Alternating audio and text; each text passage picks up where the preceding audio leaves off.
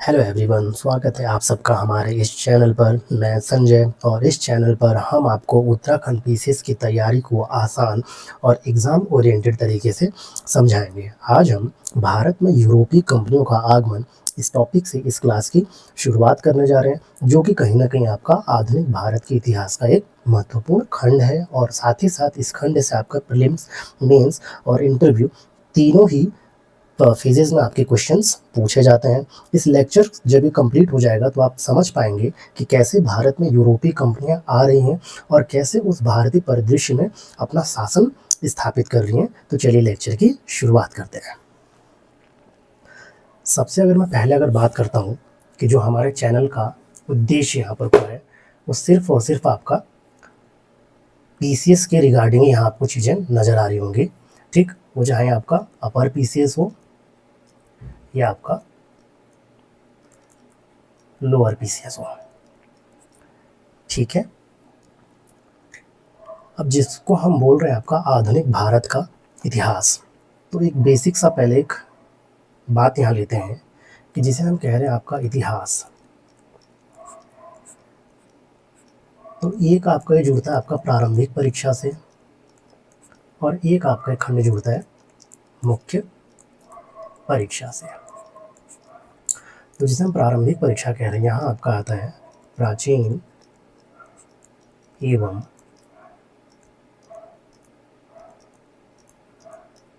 मध्यकालीन भारतीय इतिहास। फिर आपका जुड़ता है आधुनिक भारत का इतिहास। अगला इसमें आपका जुड़ता है भारतीय संस्कृति, यानी कि आर्ट एंड कल्चर। वही अगर हम मेंस की बात करते हैं यहाँ आपका, तो मेंस में आपका ये तीन फेजेस तो रहेंगे ही रहेंगे आपका, प्लस इसमें विश्व इतिहास ऐड होके आएगा आपका। ठीक है, सिलेबस की बात हम अभी आपसे नहीं कर रहे हैं। जब हम सिलेबस पे आएंगे उसके लिए एक अलग से लेक्चर लेके आ रहे होंगे, तब आपको पूरा हम सिलेबस विस्तार से बताएंगे कि कैसे क्वेश्चंस आ रहे हैं और कैसे उन क्वेश्चंस को आप टैकल कर पाएंगे एग्जाम के टाइम पे। तो जैसे मोटा मोटी एक बात लेते हैं यहाँ पर को, जैसे 2000 अगर मैं 12 की बात लेता हूँ, सिर्फ मैं मॉडर्न इंडिया की बात कर रहा हूँ यहाँ पर को, तो आपको 6 क्वेश्चन नज़र आ रहे हैं। वही अगर हम 2025 जो रिसेंट एग्ज़ाम हुआ है, अगर मैं उसकी बात करता हूँ, तो यहाँ पर को आपको 8 क्वेश्चंस नज़र आते हैं। अगर मैं मुख्य परीक्षा की बात करता हूँ, मेंस की बात करता हूँ, तो 2024 में और 2025 में, क्योंकि यहाँ पर उससे आपका सिलेबस चेंज होता है 2024 से। तो अगर मैं मॉडर्न इंडिया के क्वेश्चन के आधुनिक भारत के इतिहास की बात करता हूँ, तो 2024 में हमको वो 46 नंबर के क्वेश्चंस नज़र आते हैं और 2025 में हमको वो 52 नंबर्स के क्वेश्चंस का नेचर क्या था, उसका एक्सप्लेनेशन कैसे होगा, उसके लिए हम डिटेल बात आगे कर रहे होंगे। तो जिसे हमने आज बोल रखा आपसे कि भारत में यूरोपीय कंपनियों का आगमन, आज हम इसके एक पार्ट की बात करने वाले हैं, अर्थात पुर्तगीज़ के बारे में हम आज यहाँ बात करने जा रहे हैं। ठीक है, इसमें हम पढ़ेंगे क्या क्या। तो भारत में जो यूरोपीय कंपनियां आ रही हैं, उनके आने का आखिर कारण क्या है। फिर इसमें आएगा आपका कि पुर्तगालियों का जो आगमन हो रहा है, वो आगमन कैसे हो रहा है, प्लस उनका प्रमुख व्यापारिक केंद्र कहाँ कहाँ उन लोगों ने बनाए थे और किन किन क्षेत्रों में उन लोगों ने कौन कौन से कार्य किए, इस पर नज़र डालेंगे। साथ ही साथ उस भारतीय क्षेत्र में उन लोगों ने किन किन चीज़ों में अपना योगदान दिया और लास्ट में पतन के कारणों की हम यहाँ चर्चा कर रहे होंगे। ठीक है, तो जिसे हम कह रहे हैं आपका कि यूरोपीय कंपनियों का आगमन, तो सबसे पहले पुर्तगीज आ रहे हैं, फिर आपका डच आ रहे हैं, फिर आपका ब्रिटिश आ रहे हैं, फिर आपका डेनिश आ रहे हैं, फिर आपका फ्रांसीसी आ रहे हैं। इसको समझ पाए कुछ ऐसे कि जिसे मैं आपको कह रहा हूँ पुर्तगाली, डच, अंग्रेज, डेनिश, फ्रांसीसी। ठीक, तो इतना तो आपको मालूम है कि पुर्तगाली आ सबसे पहले रहे और सबसे ये अंत में जाते, ध्यान रखना, सबसे पहले आए और सबसे अंत में जाते हैं।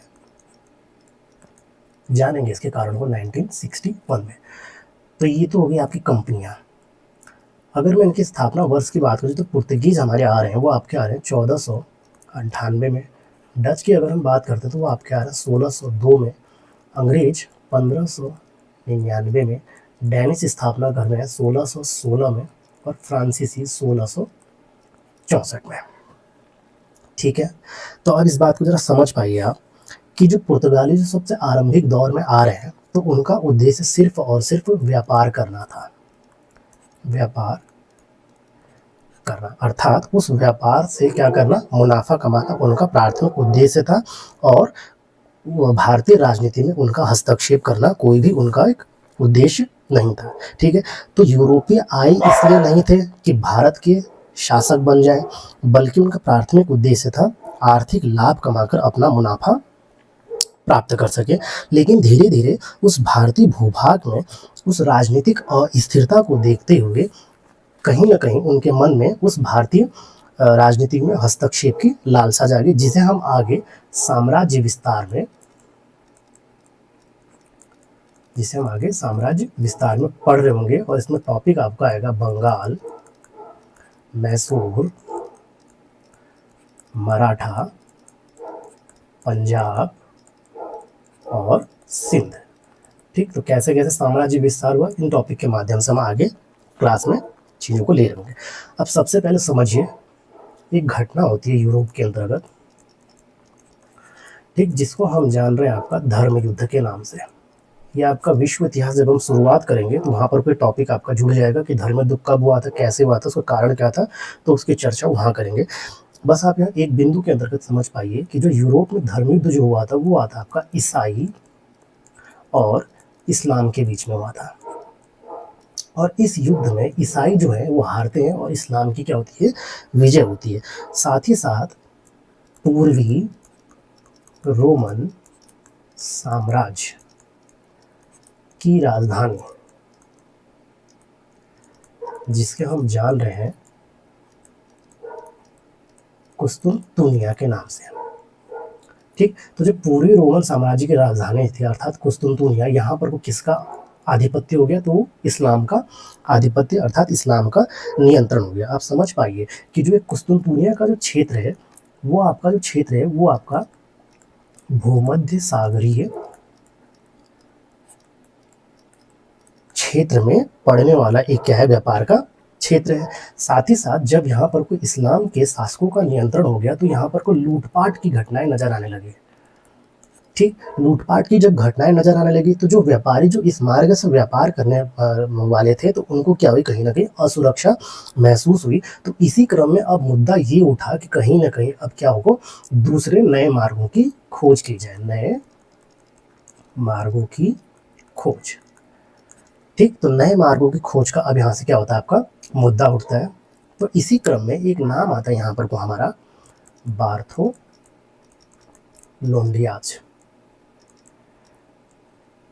जो कि आपका अफ्रीका के पश्चिमी तट से, ठीक, अफ्रीका के पश्चिमी तट से होते हुए क्या करता है, एक मार्ग की खोज करता है। साथ ही साथ बताता है कि यहाँ से जहाज़ों की आवाजाही में किसी प्रकार की कोई दिक्कत नहीं है। फिर इसी क्रम में आगे एक और व्यक्ति का नाम आता है, जिससे स्पेन का निवासी, जिसे हम बोल रहे हैं आपका कोलंबस। ठीक, ये भी एक नए मार्ग की खोज पर निकलता है, लेकिन ये निकलता है आपका ईस्ट जाने के लिए अर्थात पूर्व की ओर जाने के लिए, लेकिन पहुंच जाता है आपका ये वेस्ट की तरफ, जिसे हम बोल रहे हैं आपका अमेरिका या रेड इंडियंस।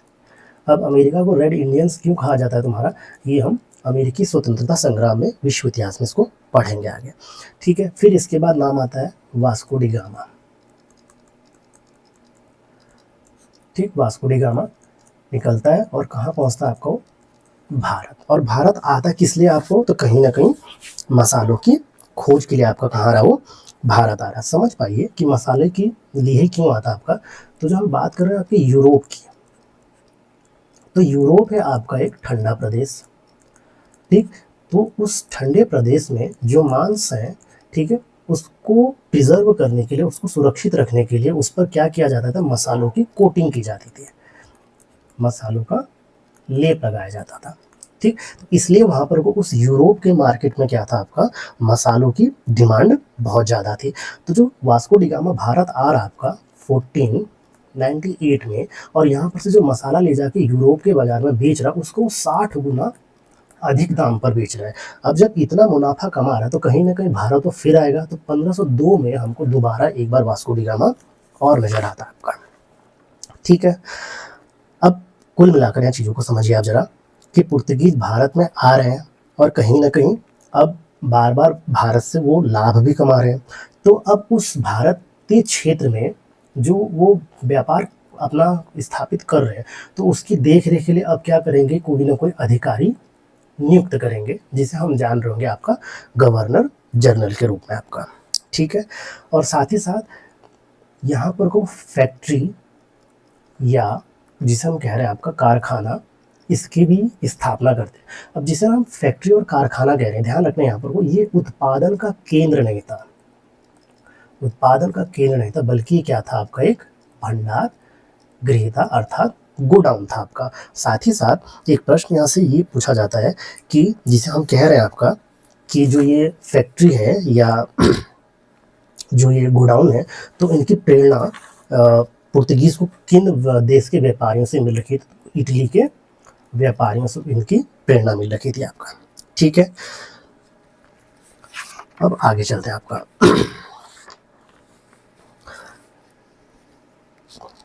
तो समझिए अब इस पॉइंट को, एक इस बिंदु को हमने यहाँ मेंशन कर रखा होगा। ठीक, नए मार्गों की खोज, जिसे मैं आपका बोल रहा था कि आरंभिक दौर में धर्म युद्ध की यहाँ पर को बात हो रही है आपका। ठीक है, जिसमें एक पक्ष आपका ईसाई हो गया, एक पक्ष इस्लाम हो गया आपका। ठीक है, आगे चलते हैं आपका यहाँ पर को, समझ पाइए। अब मैं जिसे कह रहा हूँ आपका कि Vasco D gamma, Vasco D gamma आपका आ रहा है 1498 में उस मालाबार के क्षेत्र में, जिसे हम कह रहे हैं आपका कालीकट। अब ध्यान रखिएगा, जब वास्को डी गामा इस क्षेत्र में आता है तो वहाँ का शासक जमोरिन उसका स्वागत करता है, और बदले में जमोरिन को वह कुछ उपहार भी या भेंट प्रदान करता है। साथ ही साथ उस क्षेत्र में वास्को डी गामा को कोई दिक्कत ना हो, तो उसके लिए एक गुजराती व्यक्ति, जिसे हम जान रहे हैं आपका अब्दुल मजीद, उसका इससे क्या मिलता है, सहयोग प्राप्त होता है आपका। ठीक है, अब ध्यान रखना यहाँ पर कि हम कह रहे हैं कि वास्को डी गामा आपका 1498 में भारत आ रहा था। जिस समय ये भारत आ रहा है 1498 में, यहाँ पर को ऑलरेडी पहले से ही अरब देश के व्यापारी मौजूद हैं, और भारत का जो अरब देश के साथ व्यापार था वो कहीं ना कहीं हमारा 7वीं सदी से चलता आ रहा था। ठीक हो गया, तो जो अब यहाँ पर को मुद्दा, एक बिंदु याद करिए, जो हमने बोला था आपको कि धर्म युद्ध हो चुका था, किसके किसके बीच में, तो ईसाई जगत और इस्लाम। तो जो अरब देश के व्यापारी हैं वो है आपका इस्लाम, और जो वास्को डी गामा है वो है आपका ईसाई। तो अब यहाँ पर से क्वेश्चन बनता है कि जब वास्को डी गामा भारत आ रहा है आपका, अरब देश के व्यापारी उस समय उस क्षेत्र में मौजूद है, तो जो उनके बीच में जो टकराहट होगी, तो क्या उस टकराहट का कारण धार्मिक था? ठीक, ध्यान रखना, धार्मिक बिल्कुल नहीं, बल्कि उनके टकराहट का कारण क्या बनता है आपका, आर्थिक, या जिसे हम कह रहे हैं आपका व्यापारिक। तो कभी कभी ना यहाँ से कथन वाला एक क्वेश्चन बनता है कुछ इस प्रकार का, कि वास्को डी गामा के भारत आने के संदर्भ में निम्नलिखित कथनों पर विचार कीजिए, और आप तुरंत विचार करने लगेंगे। जिसमें पहला कथन बोल रहा है कि इस समय यहाँ के क्षेत्र में अरब देश के व्यापारी मौजूद थे, एकदम ठीक बात है। और दूसरा कथन कह रहा है इनके बीच टकराहट का कारण धार्मिक था। अब मैंने आपसे पहले कहा कि धार्मिक नहीं था, बल्कि क्या मुद्दा था आपका वहाँ, आर्थिक था। तो ये आपका गलत होता है। अब पूछ रहा आपका कौन सा कथन सही नहीं है। ध्यान रखना यहाँ पर को, मैंने ये नहीं बोला है कौन सा कथन सही है, नहीं सही नहीं है, तो आंसर कौन सा जाएगा आपका, सेकंड हो जाएगा। हम कभी कभी ना इस चीज़ को बहुत जल्दीबाजी में पढ़ लेते हैं, सही है सही नहीं है, तो इस चीज़ को थोड़ा सा रुक के क्वेश्चन की हम प्रैक्टिस आपको अलग से करा रहे होंगे इसके लिए। ठीक है, आगे चलते हैं। अब देखिए कि 1503 का समय आता है, कि समय से व्यापार, यहाँ पुर्तगाली बेड़े भी आ रहे हैं। ठीक, तो 1503 में प्रथम व्यापारिक केंद्र वो कहाँ बन रहा है आपका, तो कोचीन में स्थापित हो रहा आपका, ठीक हो गया ना। और साथ ही साथ 1505 में दूसरा व्यापारिक केंद्र वो आपका कन्नूर में आपका स्थापित हो रहा है। मोस्टली इंपॉर्टेंट आपको बस फर्स्ट वाला ही याद करके चलना है। अच्छा, हमने एक चीज़ आपको बोला कि वास्को डी गामा आपका 1498 में आया था, तो कभी कभी क्वेश्चन पूछता ना कि दूसरा पुर्तगाली बेड़ा किसके नेतृत्व में आया था, तो उसका नाम है आपका पेड्रो कैब्रेल के नेतृत्व में दूसरा पुर्तगाली बेड़ा भारत में देखने को नजर आता है। अब जब भारत से वो लोग मुनाफा कमा रहे हैं और कहीं ना कहीं पुर्तगीज बार बार भारत आ रहे हैं, तो अब उस चीज की देखरेख के लिए वो गवर्नरों की नियुक्ति करते हैं। तो सबसे पहला जो गवर्नर की अगर हम बात करते हैं, तो फर्स्ट नाम यहाँ पर को आपका आता है अल्फांसो, माफ कीजिएगा फ्रांसिस। अल्फांसो तो आपका दूसरा था, फ्रांसिस डी अल्मेडा। अगर टाइम पीरियड की मैं बात करूं तो 1505 से लेके 9 तक कुछ इसकी बातें हैं, समझते हैं। इसमें एक आपका आता है ब्लू वाटर पॉलिसी को इसने क्या किया था, लागू किया था। इसका मतलब समझ पाइए कि ब्लू वाटर पॉलिसी हम कह किसे रहे हैं। तो इसका ये मानना था अल्मेडा का कि जो हम अपने किलों का या जो हम अपने कारखानों का निर्माण कर रहे हैं उनकी तो सुरक्षा हमको करना ही करना है। साथ ही साथ जो उस हिंद महासागर के क्षेत्र में, जिसे हम बोले आपका हिंद महासागर के क्षेत्र में जो अन्य व्यापारी वर्ग आकर जो व्यापार कर रहे हैं, तो उन पर भी हमको क्या करना है, कहीं ना कहीं नियंत्रण स्थापित करना है। ठीक है, तो कभी कभी डायरेक्ट ऊपर क्वेश्चन पूछा जाता है कि ब्लू वाटर पॉलिसी किसके द्वारा लाई गई, तो ध्यान रखना यहाँ पर को अल्मेडा के द्वारा लाई गई थी आपका। ठीक है, अब अगले अगर गवर्नर की यहाँ पर को हम बात करते हैं, जिसे हम बोल रहे हैं आपका अल्फांसो डी अल्बुकर्क। अगर उसके टाइम पीरियड की बात करता हूँ तो 1509 से वो 1515। अब ध्यान रखना, इसको भारत में ना वास्तविक संस्थापक के रूप में जाना जाता है। पहला पॉइंट तो ये आपका, ठीक है। साथ ही साथ जिस समय अल्बुकर्क भारत आ रहा है, तो उस समय दक्षिण भारत की अगर हम बात करते हैं तो विजयनगर और बहमनी का साम्राज्य था। जिसे हम विजयनगर कह रहे हैं उसको आज के डेट में तमिलनाडु के रूप में समझ के चलिए। तो अल्फांसो डी अल्बुकर्क क्या करता है ना कि जो आपका बीजापुर का शासक होता है, जिसका नाम है आपका यूसुफ आदिल शाह, इसको वो युद्ध में पराजित करता है। पराजित करने के बाद वो क्या करता है ना, गोवा पर नियंत्रण कर लेता है। कौन?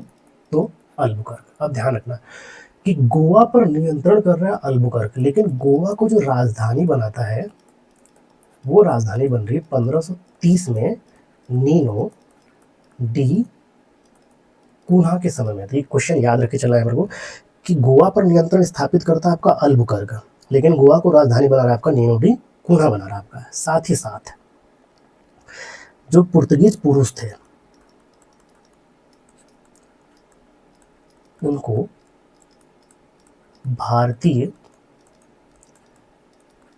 स्त्रियों से विवाह के लिए भी क्या करता है, तुम्हारा वो प्रेरित करता है। अब प्रेरित करने का कारण क्या था ना, इससे क्या हुआ ना, ताकि आपका वो सामाजिक ताना बाना एक बेहतर स्थिति में समझ सके और उस समाज को उसकी स्वीकृति मिल सके आपका। ठीक है, अब पुर्तगालियों ने यहाँ एक पद्धति स्टार्ट किया था जिसे हम जान रहे हैं आपका कार्टेज आर्मेडा पद्धति। जिसे हम कार्टेज कह रहे हैं ना, उसका मतलब होता है आपका परमिट, या आप समझिए इसको अनुमति। जिसे हम आर्मेड कह रहे हैं उसका मतलब है आपका नौसेना। इसका मतलब क्या था, समझ पाए जरा इस बिंदु को, कि आप जो उस हिंद महासागर के क्षेत्र में व्यापार कर रहे हैं, तो उस व्यापार के लिए आप हमसे क्या करिए, परमिट लीजिए। अगर आप हमसे परमिट नहीं लेते हैं तो हम आपके जहाज का सामान लूट कर क्या करेंगे, आपके जहाज को डुबा देंगे। अब इससे क्या हुआ ना, कार्टेज आर्मेडा पद्धति से इनके शत्रुओं की संख्या बढ़ गई। ठीक है, साथ ही साथ इस कार्टेज आर्मेडा पद्धति में एक कंडीशन ये थी कि मान लीजिए अगर कोई व्यापारी वर्ग इनसे परमिट ले रहा है, तो उनको ना काली मिर्च प्लस बारूद, इसके व्यापार की अनुमति नहीं थी आपका। इस पर सिर्फ और सिर्फ अधिकार किसका था आपका, तो वो पुर्तगालियों का अधिकार था। ठीक है। हम इसी चीज़ को ना कार्टेज आर्मेटा पद्धति को आपका जब मराठा पढ़ेंगे तो मराठा में एक शब्द आएगा आपका चौथ। जैसे यह कार्टेज आर्मेटा पद्धति थी, इनसे शत्रुओं की संख्या बढ़ी, तो जो मराठा सरदार जो अन्य सरदारों से तो उनकी आय का 1/4 जो वसूली कर रहे थे, जिसको हम चौथ के नाम से जान रहे हैं, तो उनसे भी क्या हुआ, मराठाओं के शत्रुओं की संख्या में वृद्धि हुई थी। तो ये हम आगे मराठा में इसको आपको लिंक करा देंगे आपको, ठीक है। साथ ही साथ पुर्तगीज के द्वारा भारत में कुछ योगदान दिया जाता है, जिसे हम जान रहे हैं आपका कि 1556 में वो गोवा में प्रिंटिंग प्रेस की स्थापना करते हैं, ठीक। और ये प्रिंटिंग प्रेस ना जब हम आधुनिक भारत को और आगे पढ़ेंगे तो परिवर्तन का एक सूचक के रूप में हमको दिखाई देगा। साथ ही साथ कुछ कृषि की खेती भी लेके आता है हमको, जिसमें आलू की खेती, मक्का की खेती, तंबाकू की खेती नजर आती है। साथ ही साथ स्थापत्य की कला लेके आते हैं, जिसे हम बोल रहे हैं आपका गॉथिक स्थापत्य। तो ये था आपका गिरजाघर के निर्माण के लिए, ठीक है। समझेंगे अब इस चीज को, और आर्ट एंड कल्चर में तो उसको हमको समझना आपके टॉपिक में दिया हुआ है, क्योंकि है थोड़ा यहाँ से देखते हैं इस पॉइंट्स को पहले, कि आपका वास्को डी गामा जिसे मैं कह रहा था अभी 1498 में आपका आ रहा है, और पहली कंपनी इनकी बन रही कोचीन में 1503 में, दूसरी आपकी बन रही 1515 में कुन्नूर में। अगर पुर्तगाली गवर्नर की बात है तो पहला नाम आता है अल्मीडा का, जो हमने आपको चीज़ बता रखा वही चीज़ यहाँ मेंशन कर रखा है। फिर अल्बुकर्क का आता वास्तविक संस्थापक, साथ ही साथ गोवा को नियंत्रित करता है। नीनो डू पूना क्या करता है, राजधानी बनाता है। किसको बनाता है, आपको गोवा को राजधानी बनाता है। कुछ योगदान दिया था पुर्तगालियों ने, जैसे प्रिंटिंग प्रेस की स्थापना की थी, कुछ खेती वगैरह से भारतीयों को परिचित कराया था, ठीक है। साथ ही साथ गौथिक स्थापत्य कला भी लेके आपका आ रखे थे आपका, जिसे गौथिक स्थापत्य कला कह रहे हैं। कुछ ऐसा समझिए आप इसको कि ये ऊंचे ऊंचे ना नुकीले मेहराबदार जो होते हैं, ठीक, इसी को आपका कहा जाता है गौथिक स्थापत्य, ठीक है। अब पतन क्यों होता है इनका, पुर्तगीज का, तो ध्यान रखना, एक तो है कि ईसाईकरण पर बल दे रहा है आपका, ईसाईकरण पर बल, और दूसरा हमने पढ़ रखा था आपका कार्टेज आर्मेडा पद्धति से क्या हुआ था, कहीं ना कहीं इनके शत्रुओं की संख्या में वृद्धि हुई, जिससे कि इनका पतन होता है आपका, ठीक है। तो आपको ना यहाँ पर जो कुछ कुछ मूलभूत चीजें याद रखनी है, जैसे कि व्यापारिक केंद्र,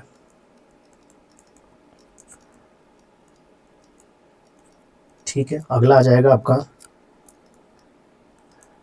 विशेष क्षेत्र में कौन कौन से इन लोगों ने कार्य किए थे। फिर आ जाएगा कि उस भारत में इनका योगदान क्या रहता है, और फिर आ जाएगा पतन। तो अगर मेंस का भी आपका क्वेश्चन आएगा तो इससे आपका बाहर वो नहीं जाएगा आपका, ठीक है। तो ये था आपका पूरा मामला पुर्तगालियों का। देखो हमने क्वेश्चन लगा रखा है, कार्टेज आर्मेडा पद्धति के तहत अनुमति लेने वाले जहाजों को किस एक सामान के व्यापार की अनुमति नहीं थी, तो ध्यान रखना है आपको काली मिर्च और बारूद की उनको अनुमति। तो आज के लिए इतना ही करते हैं, बाकी डच और अंग्रेज को हम अगले सेकंड वाले पार्ट में कवर कर रहे होंगे। Thank you.